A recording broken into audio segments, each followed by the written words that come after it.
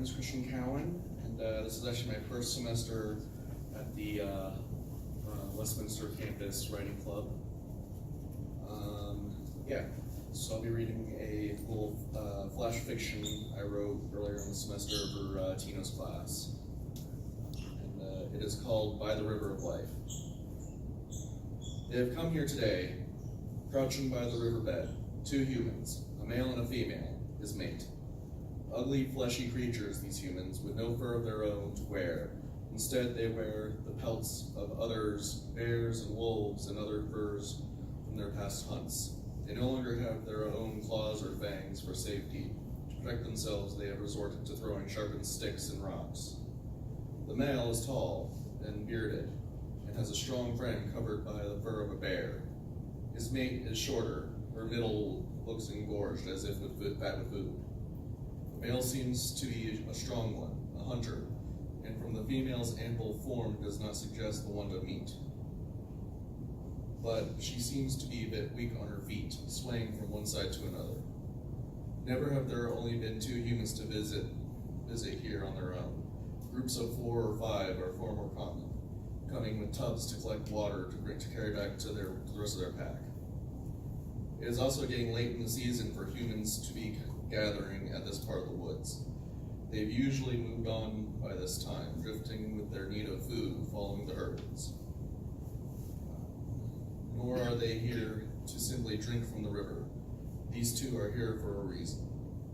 The male begins pacing around the clearing, scanning the area, occasionally prodding at the undergrowth with his crude spear. Satisfied that they are safe, he leans the spear against a nearby tree, leading the female to the edge of the water. The male reaches down for a quick drink, but not for himself. He offers the water now cupped into his hands to the female, and she drinks.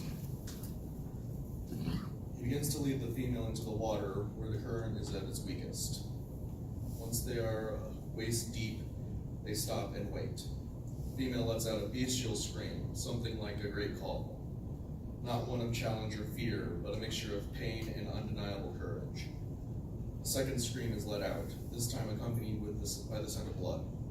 While there are no visible wounds on her, her blood begins to swirl around her legs in the water, staining it red. The male bends down into the water near her midriff. Her screaming continues for a time. Then, almost all at once, the female's screams stop, but there are now new, smaller cries in the air.